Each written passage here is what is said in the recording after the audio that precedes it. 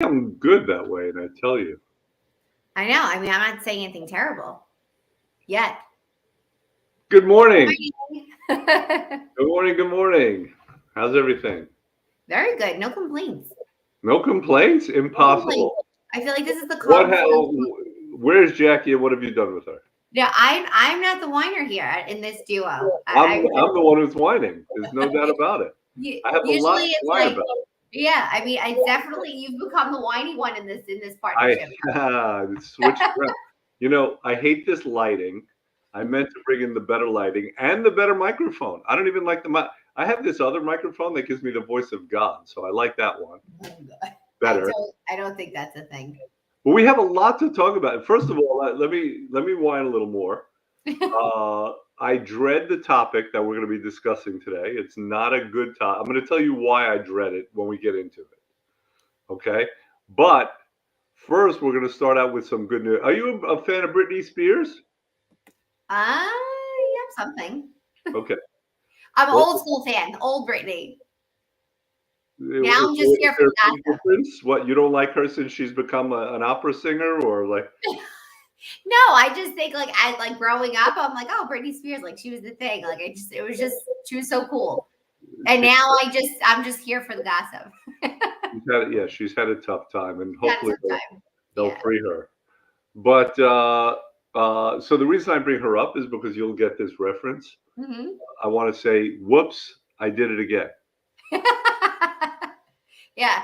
At least I have a little prep this time. You almost gave me a heart attack this morning. Yes, yeah. So you know what I'm talking about. Yeah, you know what? I should have just sprung it on you like I'm going to spring it on everyone else. Yeah. So, and by the way, good morning, everybody. If you're just joining us, you're a thin texter. We're obviously coming into Thanksgiving. We have just so much to talk about. But let me tell you what I did again. I I never know how to put this. It always comes out awkwardly. Like, how do I say it even? Like, I got someone else pregnant? That doesn't sound right. Yeah, you have no children. Yes, but there's a but. So, okay, here's the deal. This is the third time that I know of that we have someone on the program, not that I got someone else pregnant, literally, but that we have someone on Figuratively. the program who could not get pregnant, Yes. and during the program they got pregnant. Yeah. So when I say could not get pregnant, and we're not giving names, by the way. No. I don't know if she wants to announce it. I was the second person that she announced it to because, That's you really know, cool. yeah, because I'm sort of the daddy. But, I help. I'll help in any way possible. But uh, this is the third time. So, and again, a person who could not, who was doing all kinds of medical Yeah. intervention to try to get pregnant, and now she's pregnant. And knock on wood, it's going to be a beautiful baby. And we just had one. We just saw the other one. I met Jack Oh, did you? last week, so that was Aw. last year. So maybe every year now, this is a thing. Every year we'll get someone else pregnant. Every 9 months. Every night. Every 9 months. Every 9 months, we're gonna make an announcement. Jesus. I just think it's great. I mean, it's amazing. Like obviously you've heard of it of rebooting the system, everything starting from scratch, getting healthy. I mean, really, Rebooting? what? Rebooting? Rebooting. Okay. Yeah, rebooting. I like the word rebooting. Something else. No, but I think it's so nice to hear on all levels that you're actually then you're healthy inside out. It's not just the visual part of it. So there are so many factors that go pretty much underlooked. Like we don't even touch on. And the truth is there it's Cool. so much to be said about a detox. And I know we've discussed detox, but we really should have like a 2 or 3 parter because detoxing, what it does for the body and the opportunities it gives you to actually be your healthiest self are phenomenal. One Jack, double. the science of nutrition is basically pretty simple in the sense it's very complex, but it's basically simple in the sense that there are only two things that need to be addressed, right? Mhm, The two things are toxins or depletion. mhm. You either have too much of the bad stuff or not enough of the good stuff. And that can be said about anything in life, right? You want to fix something, get rid of the bad stuff and add the new stuff. This is what politicians do. This is what every political speeches, they might as well stand up and say, when I'm elected, I am going to get rid of everything that's bad. I'm going to institute everything that's good, right? That's basically what they do. All done. So that's what nutrition is as well. But let's look at this, though, on a personal level. Mm-hmm. You have two beautiful children. Yes, thank God. Healthy. Thank God, right? Yeah. But imagine, wanting that so badly and not being able to have it. You know, Anything. yes, I have close friends that are my family, really, that did struggle, and it broke my heart. I mean, we did not, and we're blessed and forever grateful every day for what we have. Why do you only have two? What? Why do you only have two? Well, I mean, John and I, my husband and I, I did have two very scary deliveries, and Isabella being our first, I was terrified. We waited a little bit, and then we got pregnant with Giovanni. And then I got the itch again. And, well, I didn't have the itch so much after Isabella because I was so nervous and first time mom, and I was scared, and we were okay. And that was it. It was a rough delivery. For both of my kids. Yeah. Got and it. My husband then, when it came a little bit after I had the itch again, he was like, absolutely not. He was like, our children are healthy. You're healthy. Everybody is safe now. If it happens, it happens. We are forever grateful for what we have. But it terrified all of us. So we were kind of like. That makes perfect sense. Yeah. The thought that came to mind, and you'll forgive me, Jackie, but yeah. You said how scary it was for you, and I'm like, well, think of those poor kids. They came out, and look what they had to deal with.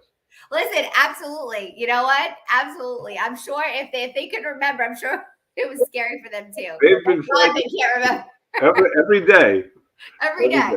Every day. But yeah, it's I do know, unfortunately, one too many people that struggled in so many different ways, and their hearts are full now, right? They've been blessed. They have a healthy children. At the moment, no additional siblings, but it's their world, and I just seeing it, I can't help but think about it all the time. Like, I couldn't imagine this world without them here. So it's like it was a blessing in disguise when it happened, but they really did struggle, and including family of our own numerous times. And now they have siblings and healthy children, and they're healthy and everything is well, thank God. But it's scary. It's something that we really do not talk enough about, because it's something that happens every day. Someone you mean my children. Yeah, your children getting pregnant, having children. Like, I feel like Schindler. It's like Rendel's List. Rendel's List, exactly. But yeah, it's definitely something that, as simple as it may sound, because you hear about it every day, having children and delivering and just getting back into the world and life is normal. It's like the circle of life. And the truth is, it's extreme on the body, and for it to even happen, it's amazing. It is amazing what our bodies are capable of doing. Yeah, and it just reemphasizes a point that we make a lot, which is that it's about health. It's about regaining health. And absolutely. Health is a matter of function. Health is not just not having symptoms. Oh, yeah. It's a matter of things functioning right. So these people who couldn't get pregnant, it was because things were out of balance in their body. Yeah. And their bodies weren't functioning right. And with the help of the program, their bodies started functioning better, and they were able to have kids despite spending tens of thousands of dollars trying, or being told that you can't. Jen, the one who she came in last week, and we're going to interview her again. I interviewed her once already, and she doesn't mind me saying this. So she's a cancer survivor. Yes. And she was told that she would never. It was just, there was just too much damage to her body. And now she has this cute little kid. You should see him. He looks like an old man. Is he all wrinkled? Chubby little face? Yeah, he's kind of like Benjamin Button. Like, he has a face, and but he's cute. And Jen, and her mom. Yes. And obviously they're just thrilled. And so it's really exciting. We're not going to belabor the point. Oh, God. All right. Okay. So that cane where it's like pulls you off the stage. Yeah, no, that's pretty good stuff, Jack. You can't get that anywhere. But let's move on though, and let's talk about our topic. And I told you I'm dreading this topic, and I'm going to tell you why. because this is like the topic is alcohol and the holidays and gaining weight. And it's like, I have to be the Grinch. Nobody wants to hear this. Like, why do I want to talk about something that people are going to shut their brains off? They're probably turning off the video right now. It's possible. Why am I going to talk about this? Why am I going to lecture to adults who don't care? So that's why I dread it. So let's just say goodbye. It's a bye. No, I mean, listen, it's not, I'm going to come from a positive side of it. I'm looking forward to talking about this because I feel like, again, this is something that's not discussed enough. Nobody realizes it's not just what you eat as it is as much as what you drink that does affect what's going on inside and what your goals are. And I'm definitely going to be more of the realistic side of this, where there has to be a happy medium. There are some that drink, there are some that do it socially, there are some that don't do it at all, and then there's others that have complete self-control, and they're like, you know what? I'm not even going to just. I'm completely bypassing it. I'm just not. I'm foregoing alcohol, and that's wonderful. Any of those are great. And then there's others we're definitely social drinkers. Going out to dinners or parties or out with friends, like we'll have a drink or two. Fully controllable, especially now though, you sense it like around this time of year, pretty much through, I'd say through early January. It seems like there's always an event. There's always going to be a party. We have a dinner. We have, my husband, we were talking yesterday and, we're planners, but, early January, he just made dinner reservations for another group of friends. So we're, you're thinking that far ahead, that's more than 2 months away. And at every given point between now and then, it's like, okay, have a drink here, have a drink there. Where we never count those calories. We never consider what that alcohol is doing to the body. We're more concerned about, overeating on the salt or carbs or cheeses or cured meats or whatever it is that we're having, indulging in desserts. But we never talk about the alcohol. Okay, so let's talk about the alcohol. Let me preface this with saying, I've said this before, I'm not comfortable with telling adults what to do. I don't like being told what to do as an adult. I don't tell anybody what to do, but I believe in giving the data. Actually, I'm full of it a little bit because sometimes I just say, okay, don't do it. But Yeah. let's talk about alcohol and what it does to the body and why alcohol is very bad if you're trying to lose weight. Okay, there's several reasons. I wish it was just one reason. Okay, first thing is this: the calories, right? Alcohol is very calorically dense. So let me tell you what I mean. A gram of carbohydrates, a gram of protein, it's 4 calories per gram. Okay, A gram. Say it again. a gram, which is a small amount, right? Uh-huh. It's 4 calories per gram. Okay. Okay. A gram of alcohol is 7 calories. So it's almost Okay. double calories, Wow. Okay. right? Now, whereas protein and carbohydrates, and there are some carbohydrates that aren't great for you, but just in general, though, they have a function. Uh, Alcohol, it's pretty empty calories. There are not a lot of nutrients in alcohol. Mhm. So it's calories that it's having a negative effect on the body, right? Alcohol is toxic, specifically to the liver. So it causes damage to the liver, and then that damage could actually become fat deposits. So some people have heard the term fatty liver. Mm-hmm. You don't want to have a fatty liver. The liver is the body's filter, right? It Mm-hmm. filters the blood. So you have a fatty liver, now you're asking for some serious problems. Okay. And alcohol is the main kind of cause of that. In addition to that, when you drink alcohol, your body is going to deal with alcohol first. So as far as burning calories, so it's going to deal with that first. So it's not going to be burning carbohydrates or sugars, and that's what it's dealing with. So in other words, you cannot burn fat in the presence of alcohol. Okay. Well, having said that, I feel like in college I could, but no one's in college right now. Yeah. No. Not Okay. on this. Not on this life. Yes. Also, and tell me if this is true, Jackie, with your vast experience experimenting with different alcoholic beverages. When you're drinking alcohol, what happens to your decision-making process? It becomes a little blurred. So Oh, good. blurred. Right. So you're someone, you want to be healthy, you want to burn fat and whatever. So let's say you're 3 drinks in. Okay. Okay, and now you have your choice of pizza and ice cream and what have you. What happens to your decision making process? What happens to your willpower? Goes out the window. Why choose? Right? I have 2 hands. Yeah. I read a thing where someone was saying that the deal with alcohol, everyone says alcohol, it gets rid of your inhibitions. Hmm. And they were saying it doesn't get rid of your inhibitions per se. What it really does is it just makes you unaware of consequences. Yes, I would 100% agree with that. And that's and the net effect, right? So it's really hard to make good responsible choices when you're drunk. It can be done to some degree, obviously, Yes, of course. because otherwise we'd all be like, getting into car accidents and impregnating Oh, right. strangers and things like that. So, but to some degree, it's very hard to make good decisions.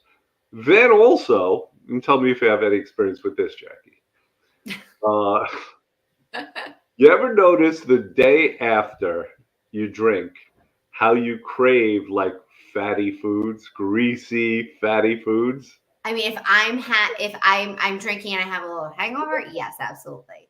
Like if, Yeah, if that's one of you, those, you don't. yeah, no, like we're not like the number one. That's never our intention. Number one, number two, if we're having drinks or whatnot, for the most part, we're completely functioning and good the next day. We never get that far. Very rarely is that a thing. But if it is, you're 100% Well, right. here's what I can tell you. Full fat, full carbs, sugar.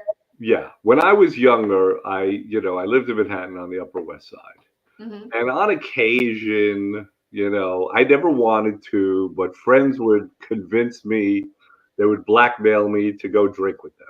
Yeah, I'm sure. So then the next day, there was on the corner there was a bodega, and the next day I would order like 2 bacon, egg, and cheese sandwiches. Cheese. Had to have it. So I am with you on that. Growing up in Brooklyn, we had Diker Bagels. So if anybody happens to know, but Diker Bagels is still there. Is And that a good bagel place? oh yeah. Oh yeah. Diker Bagels and Bagel Boy are my go-to. When we go to Brooklyn, you have to get bagels from there. Like that's just where you have to go. Do you ever Um, drive to Brooklyn just for those bagels? no, not just for the bagels, but I definitely will make a stop. If I haven't been there in a while, I'll go and I'll throw them in the freezer every once in a while. They're great. They really Even are. if you go into another part of Brooklyn, are you going out of your way to get those bagels? No, they're from my old neighborhoods. That's where we're No, I going. understand, but but every time you go to Brooklyn, you go to your old neighborhood. A lot, yeah. Because our family's still there, so we're there a lot. But we're all over Brooklyn in general. Right. But yeah, we used to go, and it would be the bars closed, those lights go on, and I cannot even count how many times we've ended up with the chicken ridiculous. Now, listen, I don't want to embarrass you or Yes, you do. you did confess to me that there was a time where you were in the bar every night. Every night, no. My husband owned a bar. That's Wait. Can we just clarify that? Details, Jackie. You were in the bar every night, were you not? We were there a lot. Yes, we were Yes, there. yes, yeah. Your We were husband there for owned the quite bar, some time. so right. It The husband wasn't owns a like bar. that. Yes, exactly. It wasn't. It wasn't. Drinking. No, it was not like that. No. Details. Details definitely matter. Don't leave that out. Okay, fine. Your kids might see this one day. The internet's forever. This is true. It's out there. Okay, so when you were in this bar or Mhm. other times where because then you were being just a responsible business owner Correct. and overseeing, your business. So when there were other times that your thing was what? You would go get bagels? So yeah, so late night. I mean, obviously everything would close up. No pizzerias over. There was a couple of pizzerias that would be open super late, like Crispy's used to be open, but not that late. 3 in the morning, we used to go to the bagel store or the diner, and we used to get disco Bagels were fries. open at 3 in the morning? What? The bagel store was open at 3 in the morning? Yeah. So Diker, well, it was 2:30, 2 o'clock. You'd be able to go over and get a chicken ridiculous from Diker Bagels, or we'd all end up at the diner. Yes, and eating like things like disco fries. Yeah, disco fry. That's why I laugh. There's a bunch of memes out there now, like, oh, your parents had a great childhood if they know what disco fries are. And I'm like, these kids have no idea. No. Your parents had a misspent childhood, if that is. So yeah, you mentioned, it's funny. So obviously everyone knows right now, yeah, in Israel there's a bad situation going on, right? But I've had some very good times in Israel, and the last time I was there, a friend and I, we would go out and we would go to these clubs, like till the clubs were on the beach. And we'd go there till 5, 6 a.m. Yeah. And as the sun was coming up, the big thing to do, and some people, if you've been to Israel, you know this. In Jaffa, there's a very famous bread maker, the best bread maker, I guess, in Israel. And everyone would go and have bread from this place. It's called Abu Lafi. Okay. So that was how they do it there. Here we do diners, Yep. and there they would go to this Abu Lafi and get. Correct. So again, carbs, Yeah. grease, I mean, food, same thing. what you want, right? Yep. Downtown Brooklyn. I mean, we'd come home from the city and they were making the bread fresh for the day of. And if you went in the back and you knocked on the door, you can buy the fresh prosciutto bread. Oh, that was the move. Huh? You Well, yeah, knocked on the door. Yep. So Saturday nights out, if we were out and going through and like randomly we would come. So, and older, living at home in college and whatnot. And me and my friends, and we'd stop on the way, knock on the door, get it hot, super hot. And then I'd always get extra loaves for Sunday dinner. So that's how my mom knew. There's always be a fresh loaf on Where you were the night before, yeah. So listen, the larger point is Yes. that not only do you make bad decisions when you drink, but physiologically things happen to your body that make you crave certain kinds of food. Correct.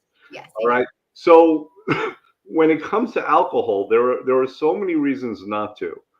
Now, having said that, we know it breaks down social barriers. Yes. We know it's a coping mechanism, and not only that, it's part of people's lifestyles, Yeah. and it's part of what people aspire to. Correct. Wine, in particular, is a cult. Oh, Wine. People wine. live their Yeah. lives around wine. Am I wrong? No, you're not. I mean, I guess you could say we're part of that too, because there, there's never really an opportunity to say like, I'm not in the mood for, no, not an opportunity, a feeling. Oh, I'm not in the mood for a glass of wine. It becomes very social. It's almost like, would you like water? So when you're out to dinner, if you're having dinner at a family member's house, there's about, you want a glass of wine? If they're having, it's a very natural reaction. It's not, I don't even count it as a drink, to be quite honest with you. Sure, it's something that goes with dinner. Yes. Social situation. Yes. And I got to tell you something. I listen. Have a glass of wine. Like this is where the idea. Nothing that we're saying is to tell people no, don't ever have alcohol in the bar. And the last thing anyone wants to do is think about things when they're in the middle trying to have a good time, right? Correct. Like as soon as you think, oh, I know this is bad for me, the next word out of your mouth starts with an F. It's like blank it. Mm-hmm. I'm having a good time. Yeah. And no one wants to have the guilt and the whatever, right? So I think the key is to go into it with certain rules, for lack of a better word, Something, right? yeah. So do you do that? Do you and John do that? I have to. We're always controlled. We're not. It's never been. But we'll say like, if we have to get up early tomorrow, if we have a long day ahead, and we're going out to dinner, we have plans. My husband will sometimes like, you know what? I'll drive. I'm not really drinking tonight. Like it's just whatever, and I'll have a glass or two or whatever, especially if it's wine. But we set out those intentions already, and we've never. Well, the driving is a whole other story, and I hope everyone's being responsible with that. Absolutely. That's not even what we're talking about now. No, but I'm very well aware there are people that feel comfortable. I get it. Don't, with more than one, more than two. That to me, that's my personal preference. I do not think that's fine. So let's just as a general thing, people do not drink and drive, right? No, ever. But my husband's way is like that's almost our way of gauging too. Like we have to be up early. We have plans for tomorrow. We have a set. We're setting the stage already. Where it's like we're going to have. What are you going into the evening with? Are you saying, okay, my cap is 2. My cap is 3. Or do you have some kind of a plan like that?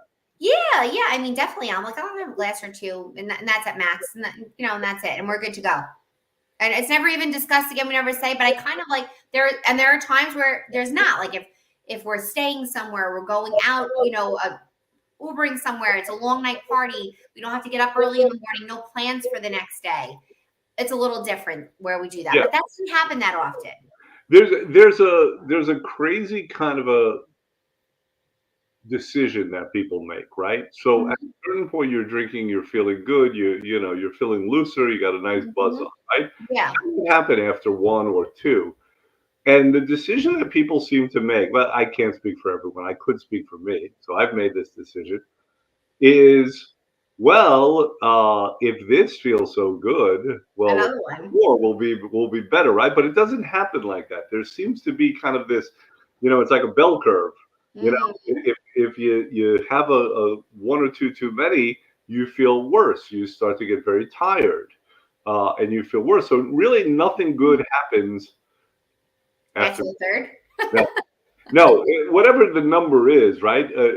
I think if people could just understand that, and some people do, is that like, um, what's the term I'm looking for? I forgot the term, but anyway, I think if people understood that, there wouldn't be that reason to keep like following up and ordering another one and whatever. That again has to do with the decision making process that is always off when you have a little alcohol. I think that when things like this happen, like I've many times where I'm like, okay, I had one more glass than I thought I was going to have. And I'm all of a sudden now it's like comfortable, you're feeling everything's fun and lighthearted and a little less decisions. And you're literally on the cusp of one more drink will put me over or not. And Right. in your head, you're kind of playing out like, ugh, I don't want that feeling tomorrow. Also depends on what you're drinking. There are certain things that, we like wine, but we also like tequila. And I personally, that does not have the same effect on me as it would if I was having a mixed drink or a vodka drink or something like that. So there are other ways that I know how my body feels and reacts. Hmm. But decision wise, in terms of like, for example, the holidays, which is what like talking about this, I know we're gonna have a few drinks on Thursday, and we have like the weekend ahead, we'll be decorating and like doing all of those things. Other than that, I don't see it getting out of control. It's more like the larger plan. Like we have dinner reservations, parties coming up, holiday events to go to. And I'm like, okay, is this going to be the one where we're all going out all night, or are we going to be home? How am I going to feel the next day? There are times where post program, especially being cleanest, right? Because now it's a fresh start. I've been detoxed, I'm clean. And jumping on and having a couple of drinks. And then the next day I notice my scale dips down. And I'm Hmm. like, oh, and I'm confused now. And I'm like, okay, well, I don't understand. I was drinking last night and my scale's down. My body's dehydrated. I'm actually That's right. Yeah, something bad you for my peed body. 15 times. Correct. Right. And there's a combination of things happening that we also have to discuss. I mean, hydrating, and they also say for every drink you have, you should have 16 ounces of water to flush. Yeah, but before you, depending on how many drinks you have, I mean that's Yeah. a lot. So So there's a you're lot of better things off limiting. Yeah, you're with better it. off limiting the amount of drinks that you're having. Exactly. You know, in this sense, the alcohol is very much like bad food, in the sense that like there's a point that you get to sometimes where you say, oh well, I might as well, right, keep going because tonight is gone. I've gone over the point of responsibility or wisdom, and so I might as well continue. Let me just have Mhm. more drinks, and then tomorrow I'll do whatever to detox. Yeah. So I would encourage people to not do that. To have a limit going into it. It's only going to be to your benefit.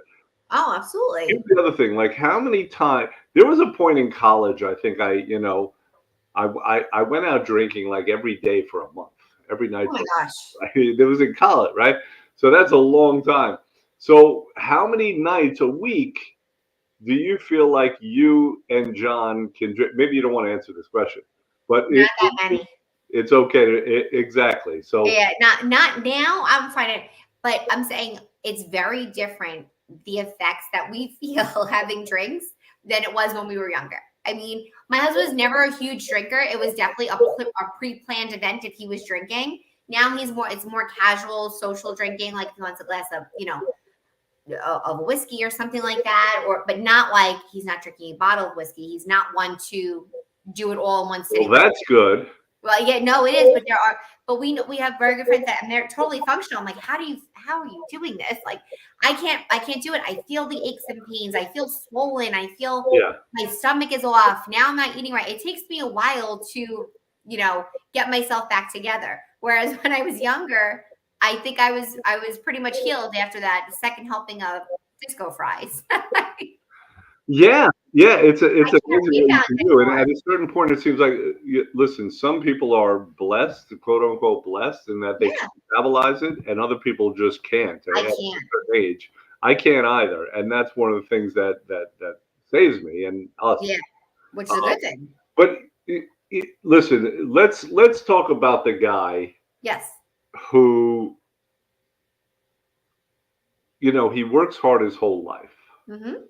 And, all he wants to do is at a certain point is he wants to look forward to the good times. Okay. Right. And in the meantime, coming home from work every night, there's a lot of pressure to succeed. And so he's, he has a glass every night, but he keeps it to a glass. But then once he retired, he's made it. He's gotten to a certain point. And now all he wants to do is be able to enjoy himself. And when he closes his eyes and he thinks of his best life, he sees himself with good food, good friends, and always a glass in his hand. Are you saying that in a negative way? Where it's like, I'm saying that there's a factor of that's aspirational for people.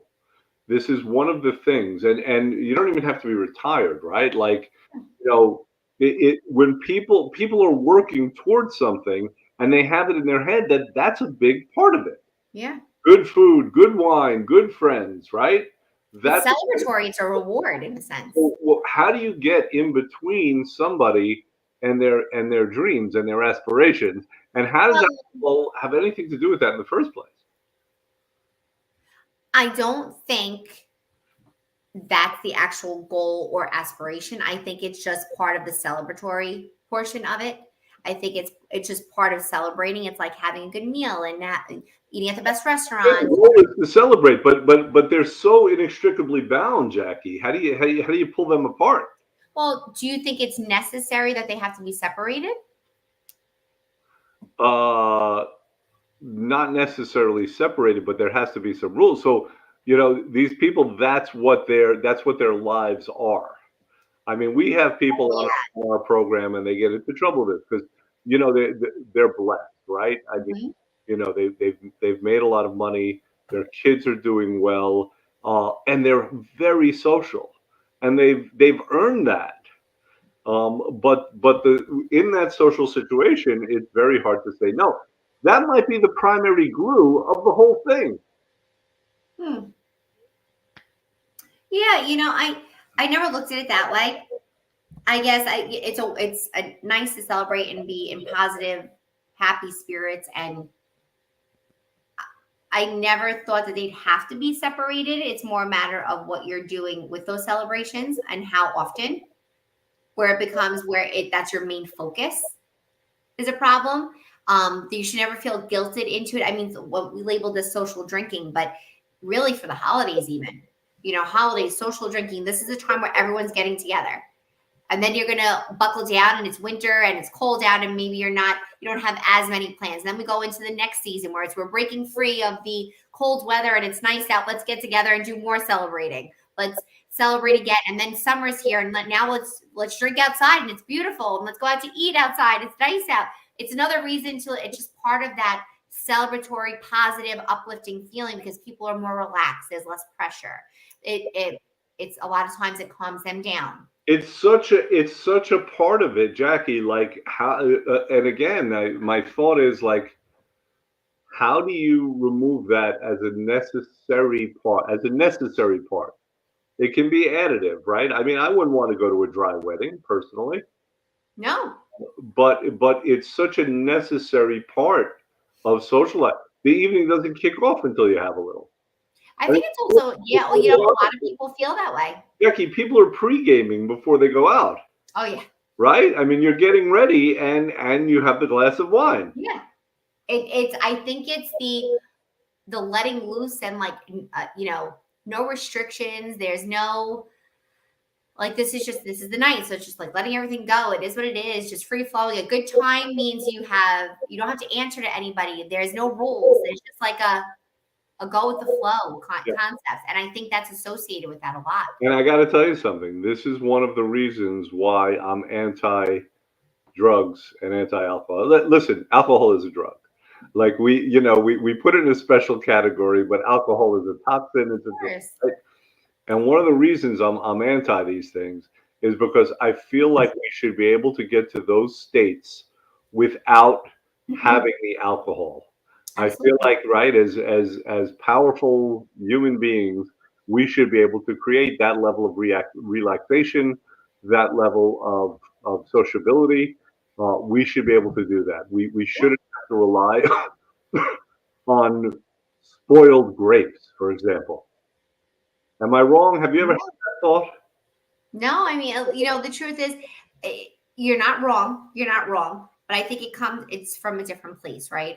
There are people that have experienced it too much and now they have full on control and they don't touch it at all. And I've seen that they've dug deeper to realize that they don't need anything to make them feel like they're the life of the party, to make them feel like they have no boundaries. They've dug deeper to realize they don't necessarily need something to be part of a social setting where they're the setting. Yeah, let's look at Really, it. to Let's realize, well, we have to. I mean, look at this in a compassionate way, right? I mean, uh, people are extremely stressed, and yes. this is the only way that some people can loosen up. The only Mhm. way that some people can unwind. I Mhm. mean, let's face it. Some people are so tense, they're insufferable unless they have a drink in their hand. It's Uh, true. that's the only time they have a personality. Yeah. But so it's not from a lack of compassion, right? But I No. think you're looking at a wrong thing. I mean, you don't have tension, you don't have anxiety because of Mhm. uh, lack of alcohol in your bloodstream. That's not the Correct. cause of the problem. It's just another way of masking it, right? So Correct. really, truly, the question is how do we get to that point where we don't have that need for alcohol, those states of being that we're trying to create, Yeah. and this is getting into some like highfalutin stuff here, uh, that we're able to create them. We're able to have that level of ease and that kind of fun and connect with people in the same way without needing that crutch. Right. I think that's Yeah, that's I think it's very deep because there's a lot more to it. So we're taking there's something. a lot more to it. Our Yeah, intentions are, yeah, like our intentions are, this is lighthearted. This is, you're drinking socially and it's just fine. And you're still being responsible and it's just you feeling carefree and loose. But it's funny how, for example, wine or having a drink can do two polar opposite things. It's one where I'm having this to wind down and relax because I'm so heavily stressed. And right. then others are having it to let loose and be crazy wild. That's right. So it does both for people. Yeah, listen, We're and we're going, not we're not gonna solve everything right now. If we've created a little more awareness, then that in of itself has some value. I just going into the holidays, I want everyone to be safe. I don't want them to make their times that much more difficult. It's listen, we take it for granted that most of the people who are out there are going to make a resolution to lose weight on January 2nd, and by January 15th, that resolution is going to be gone. We Mhm. have people purchasing the program right now. They're going to start on January 2nd, and by Valentine's Day, they're gonna have lost 20 to 30 pounds. Right. I mean, we take that for granted. I Absolutely. guess we're just so if you have a strategy, okay, I'll drink a bunch of booze, I'll gain a little weight, and I know it's going to be fine. I mean, okay, but we don't want people to make their jobs too much harder either. No, there's no reason to, if you have to lose 15, there's no reason to make it 25. Yes, and some people also that's a strategy. I'm Yes. letting myself go. I don't care. I'm not thinking about it. And then I'm going to turn it around on January 2nd. And it can be done, but there's a lot of negative momentum in that case. And so we want to make it so there's not so much negative momentum. Absolutely. I love the idea, and we have people who are going into the holidays having lost, however much weight. Imagine, on January 2nd, instead of waking up in a fog and being hungover, and then trying to get the energy to do something Mhm. about it. On January 2nd, you're down 45 pounds. Why not? You started already, Yeah. and you're good to go. You're ready Absolutely. for I mean, 2020. I think there's a thing to be said. I mean, and if it's food, obviously we have plenty of alternatives for you, recipes that are Right. whether on program, off program, completely functional. They're things that you can add or take away from to make them work for your lifestyle. And the same thing for Thursdays. We'll start hashtagging Thirsty Thursday and put out mocktails and drinks that you can all change. Yes. So look, we are the ultimate holiday resource. Jackie, you do a great job with this. Thank you. You anticipate, what it is that people need or at least could use, even though again, it's frustrating that we're being It ignored is. mostly. But not completely. You know what? I feel like this year more than ever, people are starting the program around the holidays. Yeah, we definitely have more people starting now than waiting. And it's funny, in years past, we always say like we're like that safety blanket. So anybody who's been to us before and unfortunately went back to old ways or needed our help again in depth, they're back like, okay, I'm not waiting. Like this is like I need it right now. Like I need to start now. And there's no thought of it. It's just they're just doing it. There's really something to be said for that. We help people navigate. There are various things we can do. Listen, Thanksgiving, for example, is one day. Yes. Doesn't have to ruin everything, right? No. And for people who have a very all or nothing personality, Yeah. they might think that, well, I can't start now. I have Thanksgiving, and then after that, I have a couple of Christmas parties and Christmas Day and what have you. But But it's Valentine's Day. It's there are ways President's to Day. navigate. It's President's Day. We have to celebrate. It's Tuesday. Tuesday. That it just because listen, we can find it should be everybody's biggest problem that we can find something to celebrate every day. That should be our largest issue. I like that idea. So That's the resolution right there. that's the resolution. Find something to celebrate every day. But it's we're not saying no. We are trying be realistic and like for what you were saying too, Dr. R, just to recap, for everybody and anybody when you're saying go in with a plan, like we're talking about it. Oh, you have a 2 cap minimum. You have to have some sort of plan. Even if it's a larger plan and you're not sure how to get there, you need just a little bit of structure. And you have to be realistic to your lifestyle. That's You can't turn around and say if you are someone, and even with their careers. I mean, I have friends that have, their business meetings 3, 4, 5 times a week where it's late night dinners, late night drinks, and it's social, it's business. Hey, how do I get into that business? Yeah, I know, right? Yeah, what are we doing wrong, right? No, but it's this steakhouse and going here and they're meeting here for a casual drink. This is part of their now business lifestyle. Now, how do you break away from that and you're winding down as well? So there has to be some sort of plan based upon what your reality is. Well, here's what I'm going to say. We had a guy purchase for Black Friday last week. Actually, he needs to lose a good amount of weight, so he purchased 2 programs. Right? Oh. We're doing big sales, so It's worth it. some people do that, right? So we were having this conversation, and his thing is, how am I going to do this? How am I going to do that? Meanwhile, he's the kind of guy like he doesn't want to be bothered when he's on the program. He doesn't want to text. He doesn't want to come in. He doesn't want any support, right?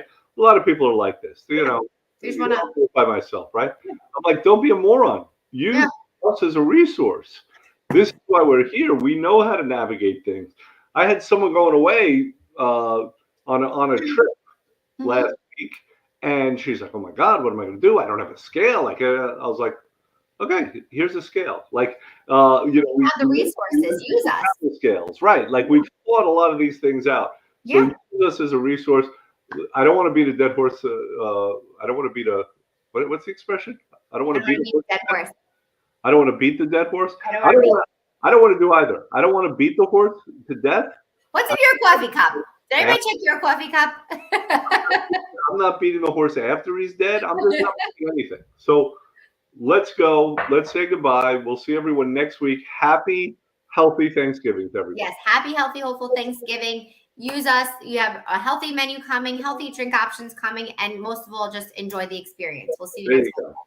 go. All right. Later. Bye.